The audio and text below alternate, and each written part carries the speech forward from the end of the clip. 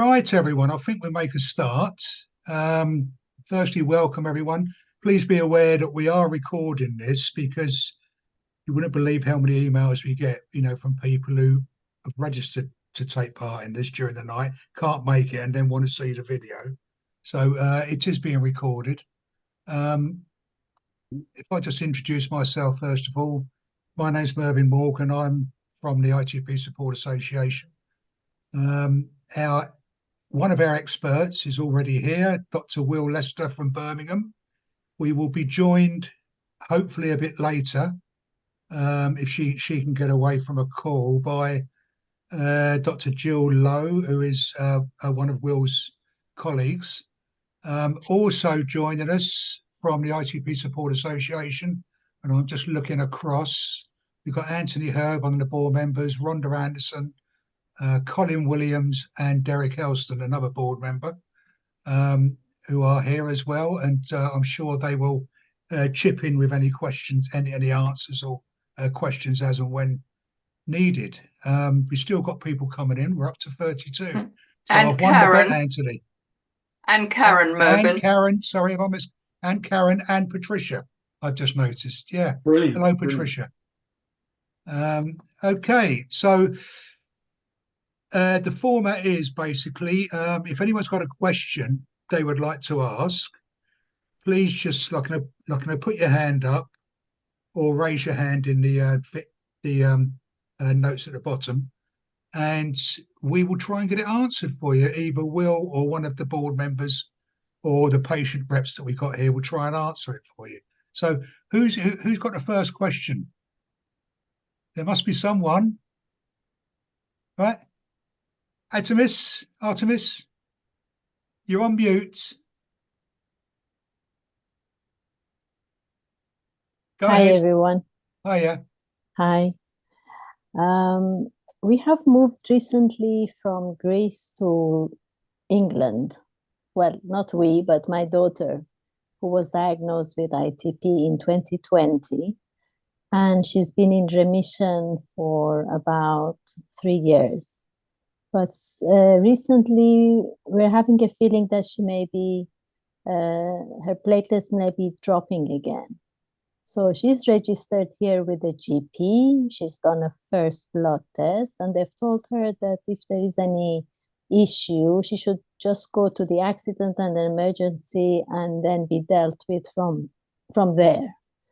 And she's lucky to be based she's studying medicine here, first year, and she's just right next to the Royal London Hospital.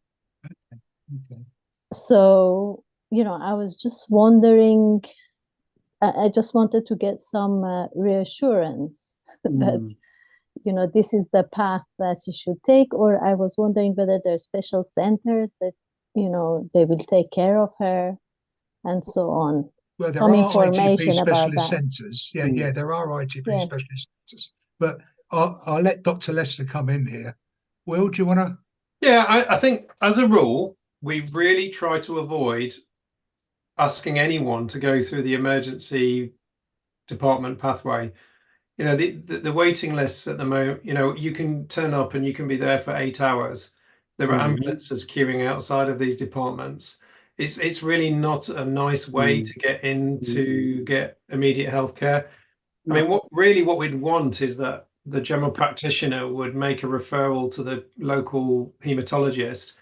And once there's an encounter with a hematologist, they should then be able to provide the emergency contact details. So, for example, we have a team of nurses who can provide advice in the daytime, and we give the contact details for who to ring when it's out of hours. So if it's a Saturday night and you're getting a bad nosebleed and you've got ITP, you've got a number to ring that allows you to bypass the emergency department. So I think it's not ideal to be just told go to ED if there's a problem. Yeah, she's just starting the process. So, she has her next consultation with a clinician to discuss further her case. But in the meantime, she has said, just if anything happens, go there. So yeah, do I need to get in touch directly with the I mean, hematology you know, that department? is true. If you've not, if it's pre the first encounter with the hematologist, then there really isn't any other easy way to get emergency care than emergency department. But hopefully that appointment is going to be soon. Hopefully, Yeah, in yes, which case yeah, it won't be a problem. right. But yeah, Okay. as a rule of thumb, if we can keep people out of A&E or ED, we call it now, then that's better. It's, I mean, most of you may have had experience of ED, but it's pretty horrible. Not very nice. Artemis, did they say what your daughter's platelet count was? Recently she's been like, because we were still in Greece over the Christmas period, so she did 4 blood tests. It was 127,000, then it dropped to 48,000. Then I mean, over 2-3 days. Then it went up to 50,000, and then her doctor there told her to take some cortisone just as a emergency measure, so until she comes to England and is taken care of here. So after a course of cortisone, they went up to 178,000. And she did a blood test on Tuesday this week at the local GP health center. And we haven't got the result of that one yet. Okay. Right. Okay. Okay. But she's seeing that maybe they may be dropping now, Okay, you know, okay. sort of. Yeah, it's but they've difficult, been isn't it? fluctuating over the last 2-3 months. They've been fluctuating. Okay. And we know, I mean, we know what treatments she has been responding to. Yes. Mainly, I think rituximab worked for her the best. And I Yeah. was wondering whether it's easy to get that treatment here. Yeah, it's very straightforward. I mean, she really just needs to get into the system. And Right. so, I mean, these days, it used to be that a GP would see someone, they would dictate a letter would then go by snail mail to the hospital. A hematologist would pick up the letter, would read it, would triage. I mean, these days, much of it is electronic. So there's most hospitals have a system called advice and guidance. So a GP can send an electronic request that should be answered within 24 hours. And that should go to a hematologist. And when you know, I read these electronic requests, and what you do is you try and decide how quickly to see someone. And if the history is someone's just recently had steroids for ITP and they're now in the UK, you're going to put those as a priority for a quick review. Whereas if someone doesn't need a quick review, they'll be put on the waiting list. That could be anything. It could be, I mean, at the moment for routine patients, can be over a year. But hopefully they would be able to see the you know, the need for an early appointment here. Right. Okay. Okay. Thank Thank you very you. much, Artemis. Thank Thank you. Thank you. Bonnie, you've got your hand up. Yeah, hiya. I just want to know what the current protocol is around COVID and antivirals, and whether who uses them, if we're using them. Because I know, like, on a lot of the Facebook groups, there's loads of people saying, "Oh, I got COVID and I took Pavloid, whatever it's called, and it was all great." But I don't know if there's a lot of the USA that they're on the groups, because you don't know where they're coming from. So I just wanted to know from a UK perspective, what's the sort of COVID protocol with antivirals, or what we're doing, or those sorts of things. I mean, that is it's a great question. So it's really interesting how things have evolved over the last 2 years. So initially there was this, we had this group of vulnerable patients who would need antiviral therapy, and that included anyone on immune suppression. So that could be on steroids for ITP, for example, or rituximab. It's really shifting sands, so it changes all the time. So it's really difficult to keep up with who is eligible and who isn't for COVID specific therapies. So there is a pathway. So if someone's got COVID and and they alert it through 111 or through their GP, it will go to someone who's usually got an infectious diseases special interest, and they will assess the case and they will decide whether antiviral therapy is required. But the general rule of thumb is that less and less people are now considered requiring antiviral therapy. I mean, COVID's really evolved to be, in most cases, a much milder disease. And in a vaccinated population, there are less and less people who are given any specific COVID-specific antiviral therapy. But it changes all the time. So what's the case today might be different next week. So on the whole, are people not taking the antivirals in the UK? Yeah, so it's actually, most ITP treatments now don't tick the box for specialist anti-COVID therapy. And was there any that had them in the past, and has anyone here taken them before? Yes, I had it in April last year. It's very patchy, really. I found it very difficult to actually get them. That was the other problem, actually getting through to the right people that could actually issue them anyway. That was almost as big a battle as I've had doing anything since ITP started in 2006 for me.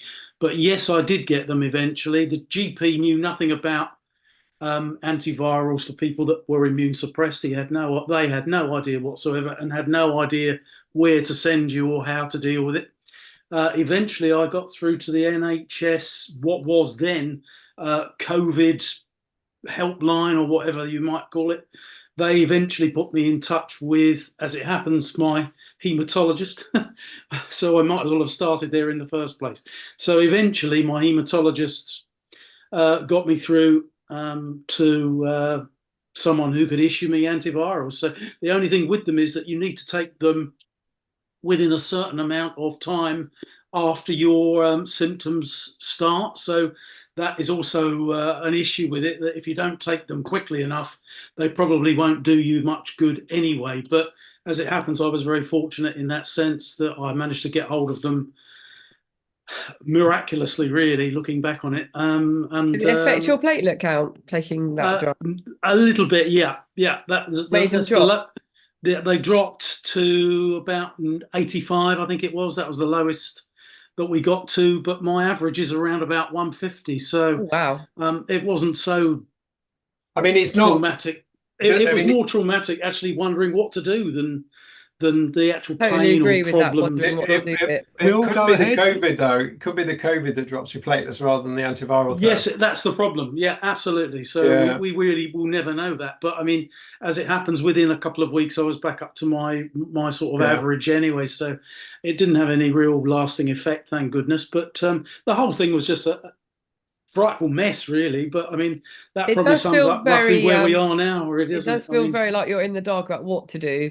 That feels like the whole NHS. Yeah, to be fair, I mean, I'll be honest. It's so because it changes constantly. Of course, there really is only a small group of people who are infectious diseases specialists who actually can give you the up-to-date advice. And I say most of the time now, it really doesn't. The COVID itself doesn't really make you that ill. But I mean, if you want to know what's the risk of exacerbating the ITP if you get COVID. So, I mean, it's all a bit out of date now, but about maybe just over 1 in 10 people with ITP who got COVID, maybe 21, 22, got an exacerbation that needed treatment. Yeah. So it's not universal that if you get COVID, your ITP absolutely crashes, but for about 1 in 10 people, it will.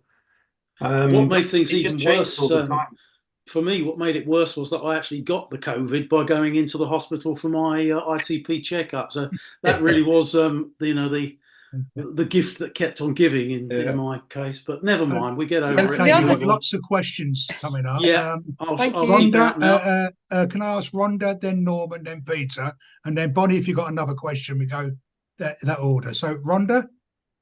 Yes, the thing is, a friend of mine who has cancer treatment for blood cancer, he got the antiviral quite quickly. In fact, I think that was during the height of COVID, and he got taken to hospital by ambulance and was given the antiviral intravenously.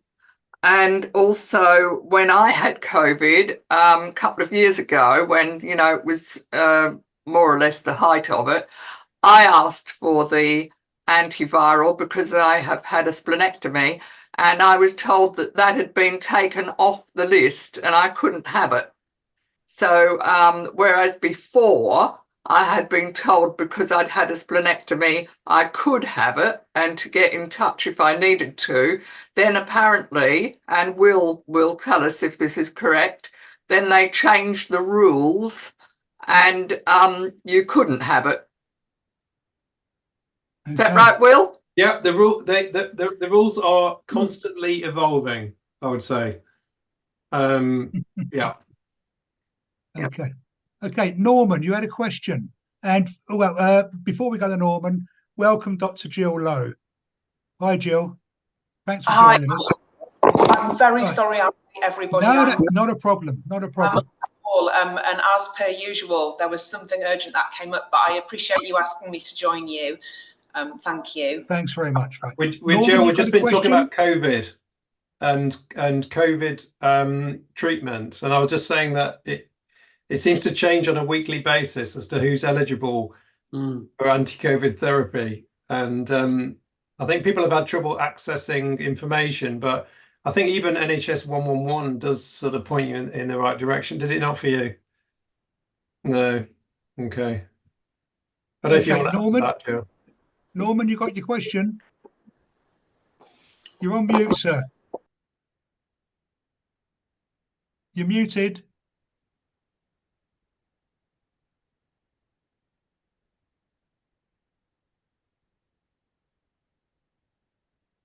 Right, whilst we're waiting for Norman, we go to Peter. Peter was next. Peter, you're on mute as well, sir. Oh, that's okay. Here we Can go. you Go ahead. can you hear me? We can, yes. Brilliant. Yes. I'd like to just respond to the COVID issue, and then I've got a question for Dr. Will, please. So there's two things. Yeah. To be brief, my wife and I both caught COVID for the first time by attending the QMC. So we came out with more than we went in. I found the GP useless and obstructive in trying to get an antiviral to combat our COVID. But I found 111 very good, and I would suggest that 111 varies according to who the 111 subcontractor is that happens to be responsible for your area. But in my experience, for both my wife and I, once we got through the tick box first line of defense, we were then referred to a clinician. And absolutely, we were told the rules were changing, and in our case, changing and actually making it easier to get the treatment. We actually ended up with sotrovimab, if I've pronounced that correctly, which is an intravenous injection, which we had in the vaccine hub of the QMC. And I understood afterwards why it's difficult to get it, because it was £2,000 a shot. And whether it worked or not, well, they said they found lots of people who were transformed beneficially by it. And we certainly didn't get COVID, but I don't think it was ITP that got it. It was my aortic regurgitation that got me. And you have to find the magic word. And eventually the magic word for my wife was frail. Frail was the word, and that got her in. So it's a lot of luck as to who you're talking to, which area you're in, and whether you happen to know the magic word to get you but I chose sotrovimab rather than the tablet because it interfered with my Pixaban, not at all allegedly, whereas the tablets that people have referred to do contra whatever you call it with a Pixaban, and you have to, I think from memory, you have to stop taking the Pixaban, which I wasn't prepared to do. Not a good idea. If I can move on to my question, I hope that helps. If I could move on to my question for Dr. Will. Dr. Will, we've met because I've been under the care of Prof. Steeds at the Queen Elizabeth for about 8 years, and he referred me to you because of my ITP. And you very kindly put me on the 100,000 genome thing. And so they took my genomes and I obviously asked them whether me or anybody else gave them an insight into ITP cause and etc. No, not at all. So I haven't learned anything from that. But I do recall, and here's my question for Dr. Will. My dentist told me, can you hear me? Yes. My dentist told me years ago, you really do need to tackle any abscess in your mouth, in your teeth, because that distracts your immune system from combating other things. Is not a good idea. So it prompts the obvious stupid question for Dr. Will. If we've all got ITP, which in my case, I know thanks to that lovely 8-inch needle which they jabbed into my hip, is not because I'm not generating the platelets, I'm generating them, okay? But my immune system is killing them off early. So it's being distracted constantly. Does that mean that if other people like me are having their immune system distracted by ITP, that we are more vulnerable to other things such as cancer or whatever it is, never mind COVID, because our immune system is not performing properly? Correct. I mean, the simple answer is no, in the sense that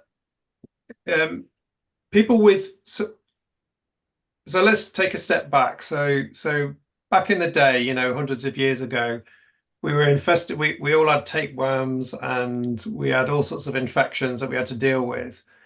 And our immune system is a really powerful weapon, and it really needs to be kept busy. And there is this theory, this sort of clean theory, that we live in such a clean environment now that our immune systems are not, they're not busy. We're not fighting worms, we're not fighting infections, and therefore, it's almost like idle hands. And so the immune system fights infection, but if it's not kept busy, there's a risk of what we call autoimmunity. That's where the immune system attacks things in your own body. And one of the theories is the increase in autoimmunity is partly due to our very clean environment, because our immune systems are not distracted. So, but those people who have autoimmunity doesn't mean that they can't fight infection. Absolutely, that you could almost argue that your immune system is more heightened, because the autoimmunity is a sign of the gross activity of your immune system. The only caveat is that some people who have autoimmunity also have an immune deficiency, and it tends to be those people who get autoimmunity from childhood. So sometimes people can get ITP as very young children, and in that group of people, it might be linked in some way with an inherited lack of immunity to infection. But for most adults who develop autoimmunity like ITP, their immune systems are perfectly fine and perfectly good, and your immune system can do multiple things at the same time. It's not like it can only do one thing. So I would say that you will be perfectly able to have surveillance against cancer, and perfect, because your immune system does actually do that. And if you would say, well, what in terms of ITP, what might increase your risks, say, of cancer, it would be actually suppression of your immune system. So we try to avoid giving people immune supplements over, say, maybe 20 or 30 years periods, because it's the drugs that we give for the ITP that are the problem, not the ITP itself. Wow. So yeah, your immune system will be perfectly fine. It can do more than one thing at once. Well, that's wonderful news. So in actual fact, we're privileged to have ITP because it actually is an advantage, and we've probably all got a better immune system than the people who haven't got it. Absolutely, I would say that your immune system is supercharged, basically. Thanks very much, Peter. Right, before we go to Thanks, Dr. Norman, who's now unmuted, Dr. Lowe, you got your hand up? You want to jump in there? Yes, I was just going to make a couple of comments on those last discussion points. So I think in terms of you know, immunity and ITP, we know that patients with ITP do sometimes have an increased frequency of other autoimmune conditions. And like Will said, it's like a hyper-functioning immune system, too good almost. But we see some patients who have a huge number of immune system problems, often from early in life. And there is genetic testing that we can do within the NHS now to see if there is an immune problem that links all of those things together. We've been doing that within NHS practice for a relatively short amount of time. So sometimes that might get mentioned for people who have lots of immune conditions or a history of other immune diseases in the family. That panel, the testing panel, is called R15, and it's done on a blood sample like any blood test. It takes a very long time for the results to come back because it's really sophisticated analysis. So it takes a number of months. But that is something that may sometimes get mentioned. And at the British Society of Hematology meeting last year, there was a talk that talked about using that, which I think some of you might have heard about. In terms of cancer and ITP, I agree there's nothing that suggests there's an increased rate of cancer. I think the more practical problem that we need to keep their platelet count good so that they don't miss any chemotherapy if they need it. And that is a common practical issue that we need to liaise very closely with oncologists about. So that issue comes back to all areas of ITP, where the important thing is that your haematologist who has ITP expertise is liaising with the surgical and the oncology teams who are looking after you if you do happen to get cancer. But yeah, I don't think there's any worry about increased rates of cancer. Thank you. One thing to mention with the development of ITP in all of us, basically with ITP, you have to have the right, or shall we say the wrong, genetic makeup to actually be a candidate to develop ITP in the first place. But just because you've got that genetic makeup does not mean that you will develop ITP.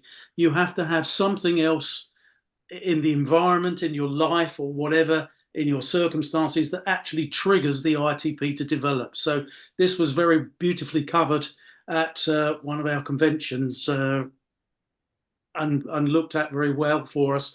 So basically, yes, you've got to have the right genetic makeup to actually be a candidate for ITP in the first place. But just because you have that genetic makeup, it doesn't mean that you will develop ITP.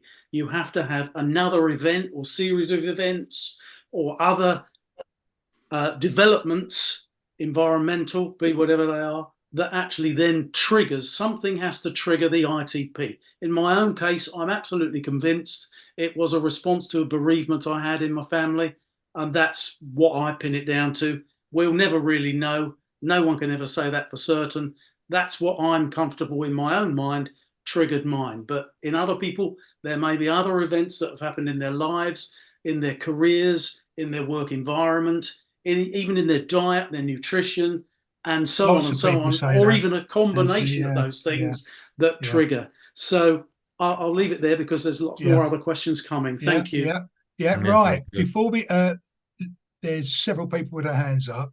We go to Norman and then Lauren and then in turn with the others. Norman? Yes, my first contact with the association this evening, so very grateful to have the opportunity to speak to a panel of experts. Brief background, 86, lived in Cornwall. 2 years ago, I started having readings of 120. They've been taken at 3 months intervals by a hematologist, and it's now come down to 69, and I'm just awaiting the reading taken a week ago.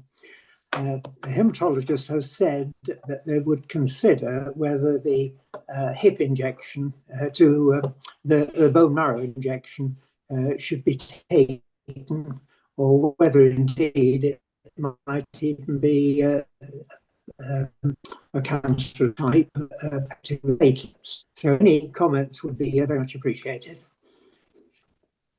Okay, Dr. Lester or Dr. Lowe?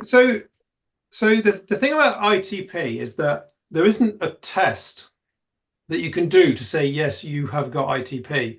What you have is low platelets. And there are various causes of low platelets. And as the clinicians, we have to exclude all the known causes of low platelets. And if all those causes are excluded, then we can sort of say it's probably ITP. And I know it's not very satisfactory, but that's the nature of the beast. Because we don't have a single blood test, we can say, well, do this test and we'll say, yes, you've got an immune destruction of your platelets. That's why your platelets are low. The reason we do a bone marrow test in some cases is to make sure we're not missing anything, to make sure we're not missing another cause of low platelets. Sometimes as we get older, our bone marrows don't work as well as they used to. We call that condition myelodysplasia.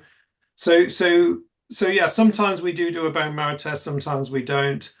But it's all about making sure that our diagnosis is correct. So we have to make sure we've not missed anything, no alternative causes of low platelets. So that it may be that, you know, that test is right for you, because if it's not ITP, then the treatment is different.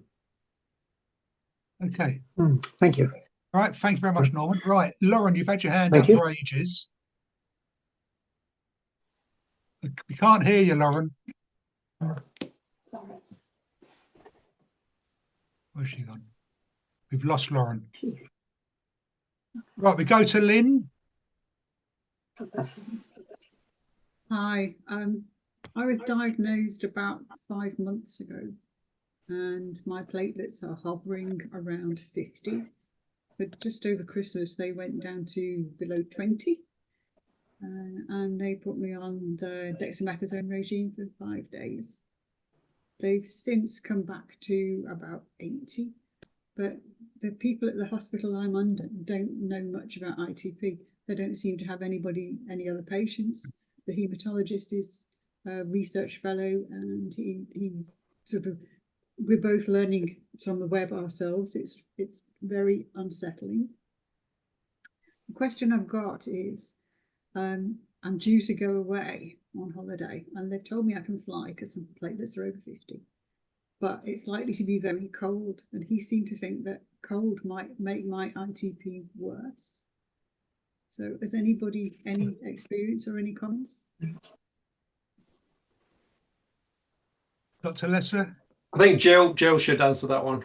Jill? The thermal triggers for ITP, Jill. So I don't think being cold on its own will make your ITP get worse. If you're cold and you happen to get an infection, then having that infection could make the ITP worsen. But temperature on its own, either hot or cold, we wouldn't normally expect to change ITP.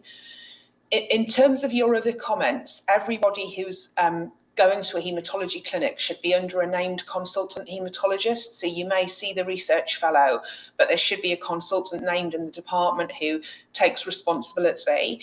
And it's perfectly reasonable if you want to be seen elsewhere or to see your consultant to ask for that, or to ask to be seen at a centre that has more experience with ITP. And there's a list of centres that the association publishes that have gone through a review process and have been sort of accredited as having relevant expertise. Yeah. So I'm sorry that's been your experience. It's perfectly reasonable to ask that.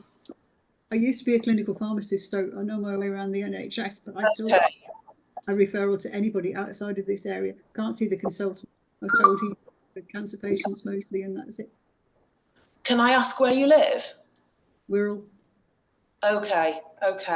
I mean, I'm happy to, if Mervyn can put me in touch with you, we can have a discussion offline if you want me to do that. Recommend some people in the locality. We can easily do that. There will definitely. Thank you. We've actually got one of our board members here who actually lives in the Wirral, Derek Elston. Derek, have you got any advice? Evening, Glenn. Yes, I'm surprised to hear that, because if you're at Darrow Park, I'm also at Darrow Park Hospital, and Barbara Hamm, a consultant haematologist there, is very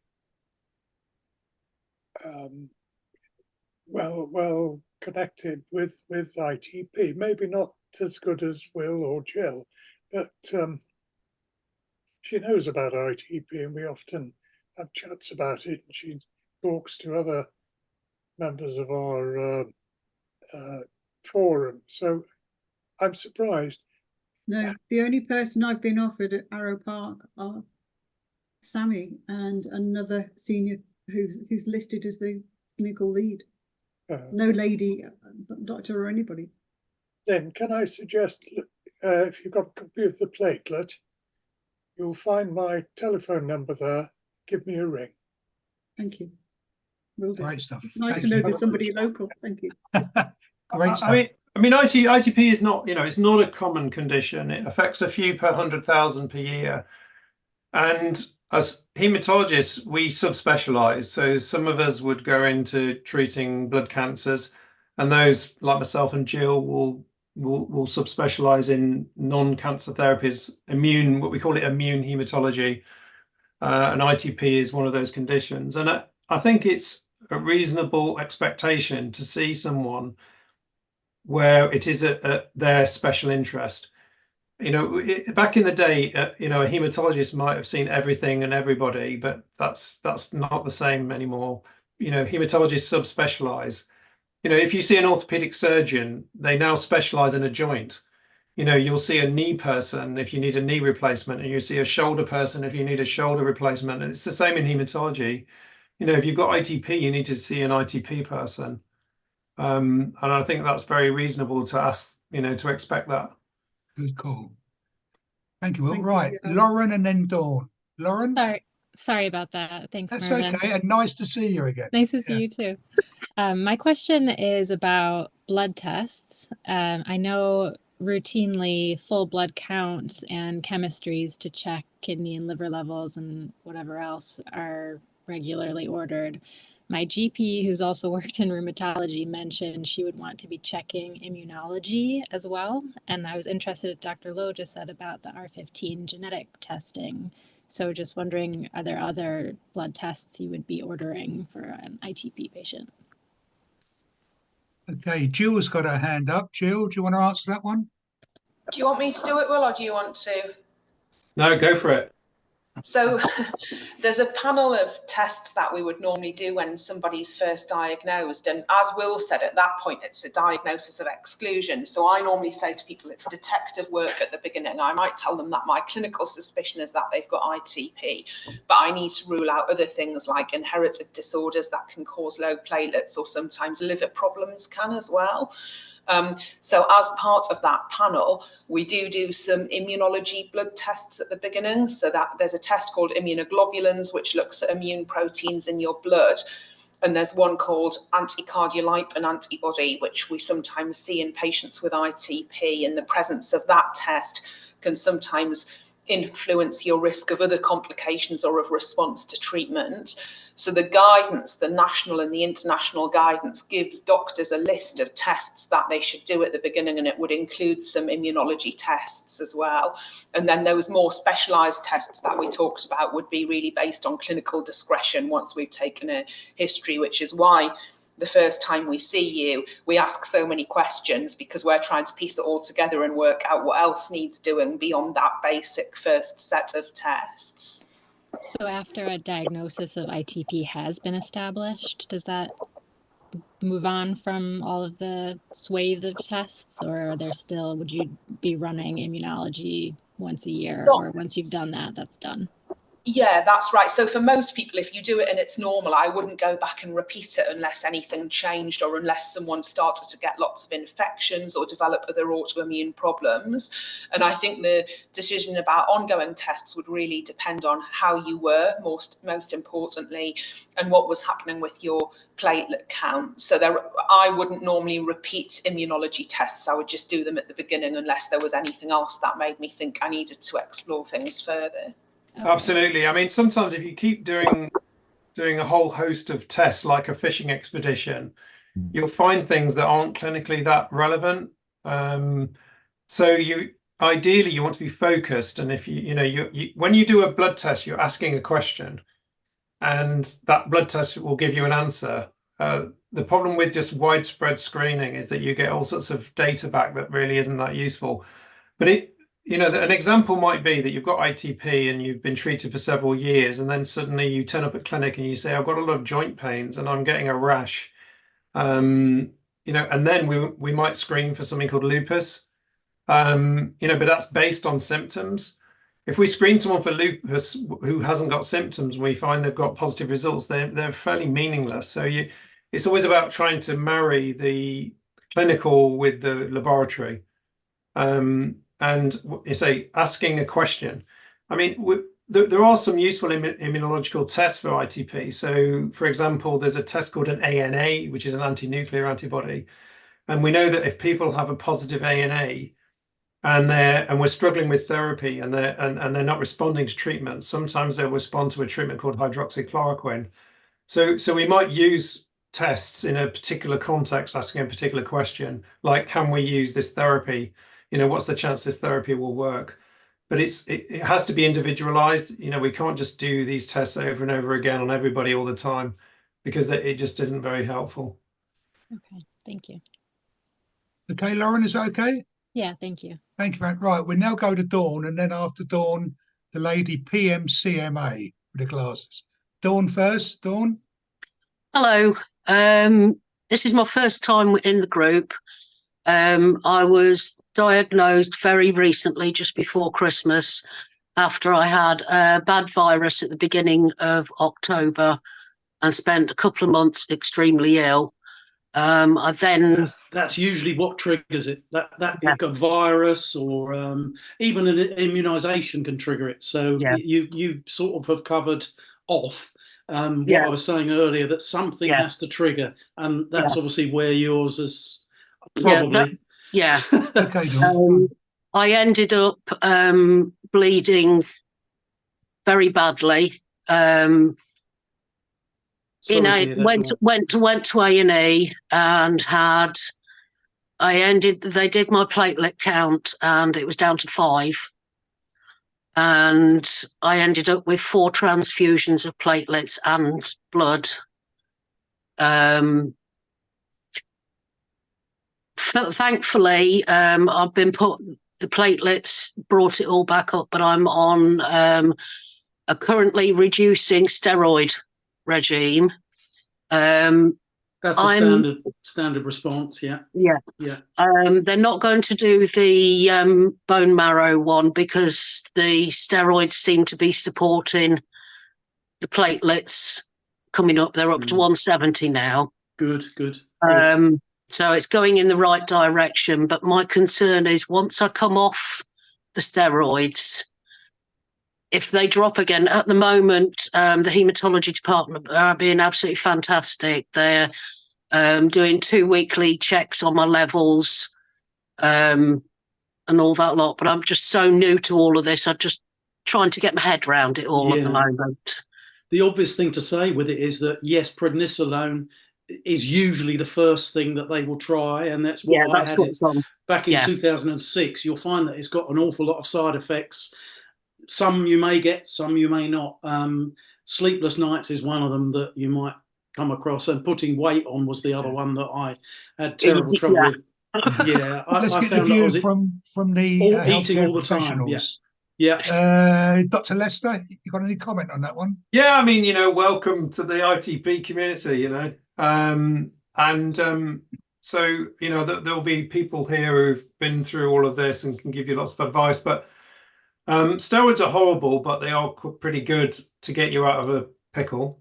And I think the important thing is that you're not kept on steroids for too long, that they are weaned off in a timely fashion.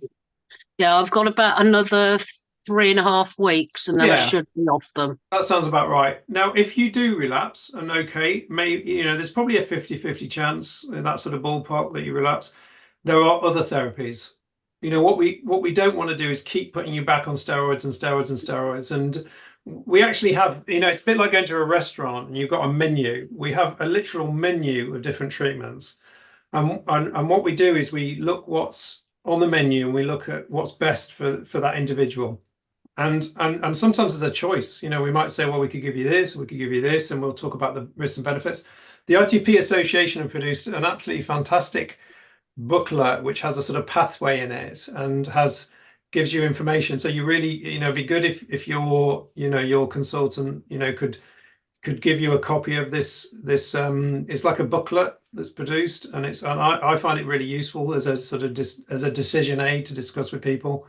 So you really need to get hold of a copy of that. We could always send you one if needs be. Yeah. I'm actually seeing my consultant on the 19th rather than great. And just hopefully they've got a copy of this thing. And I say there's a whole menu option for treatments. In children, so when a child presents with ITP, it's nearly always triggered by a virus, and it usually settles and it goes away. In adults, it's a bit more complicated. So sometimes it's triggered by a virus. Sometimes we've heard about maybe even stress. The mind and the body are very closely linked. You can't separate them. And when you're stressed, it makes you ill. So so there are various potential triggers. Sometimes we don't even know what triggers ITP, but we know that in adults, the risk of it coming back is a bit higher than it is in children.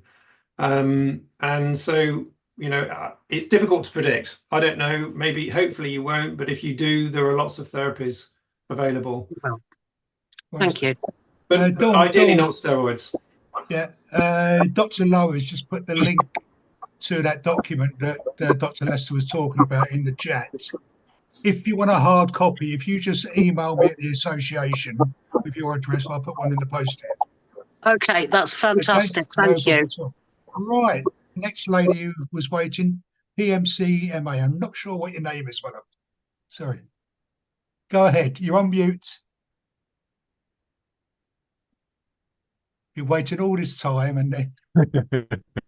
Is that better? That's it. Well yeah. done. Hiya. Yeah, I'm currently on romiplastin. I've been on it for over a year, and my platelets have just bounced up and down all the time. But for probably 9 months, they was probably about 20.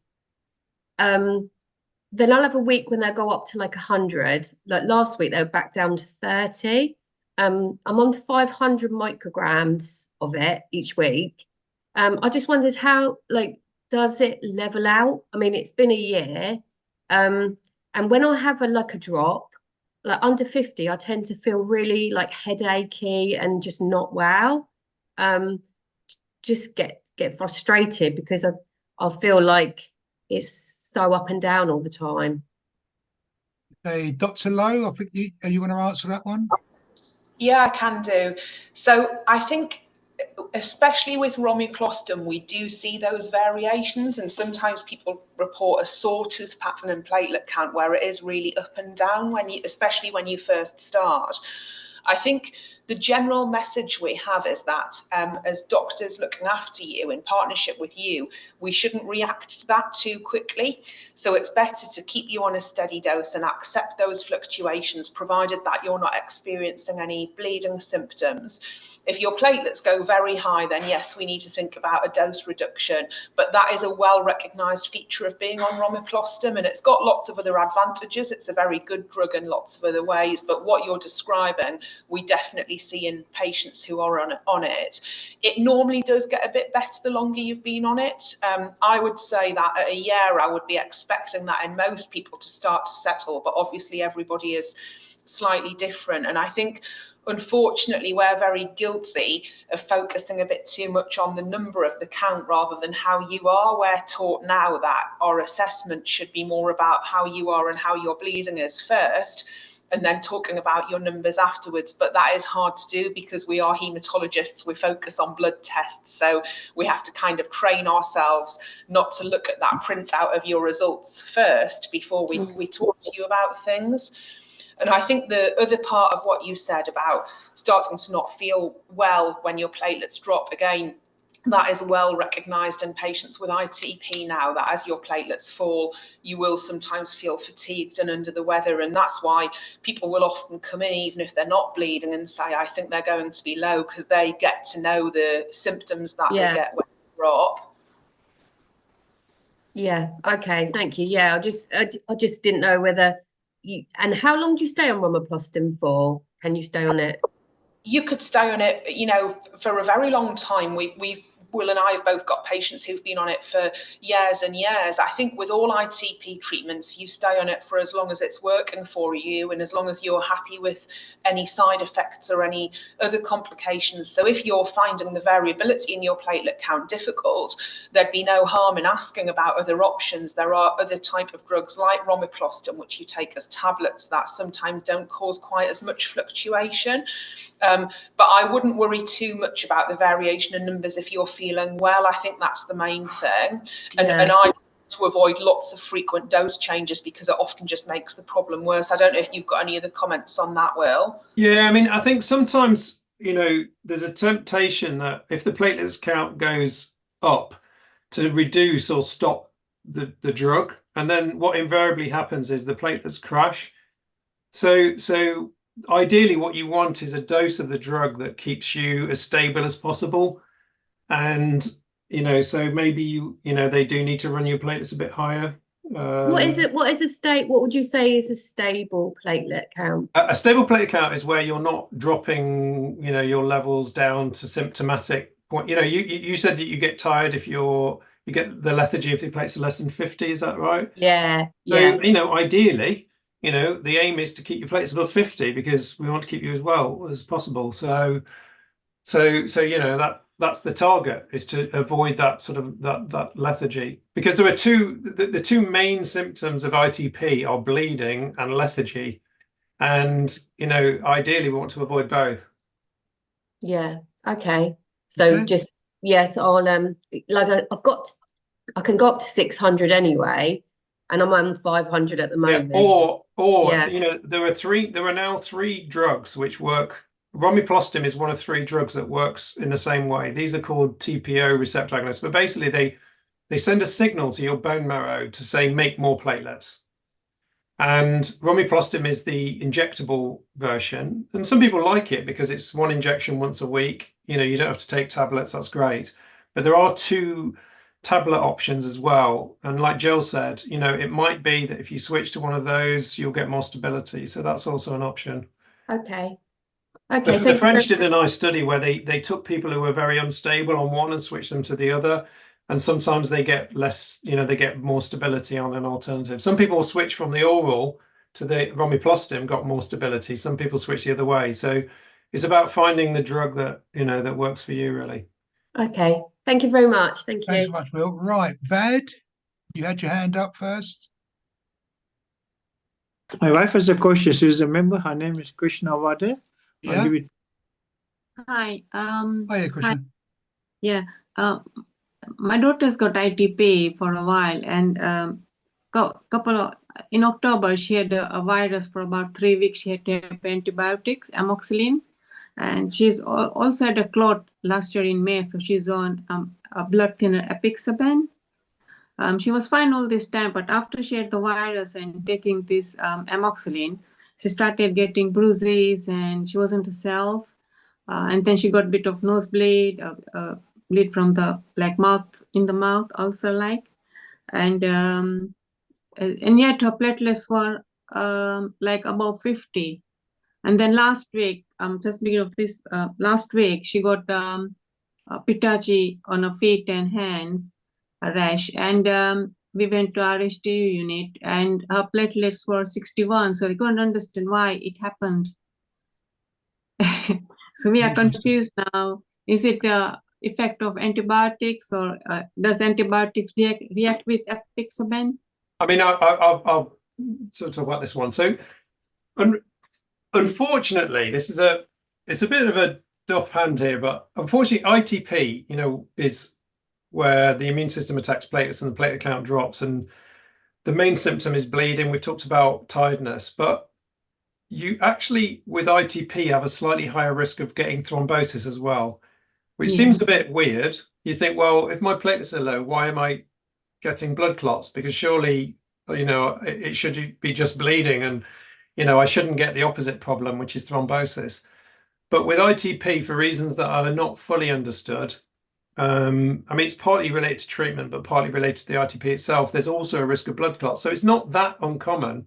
And there are other people on this call who I know are on blood thinners as well, to get both problems, bleeding and thrombosis. And the issue here is that, you know, your daughter's on an anticoagulant, apixaban, and therefore is more likely to get bleeding symptoms at a higher platelet count, because the anticoagulant is trying to reduce the risk of more thrombosis, but will increase the risk of bleeding. So if you combine a reduced platelet count with an anticoagulant, then there'll be more bleeding symptoms.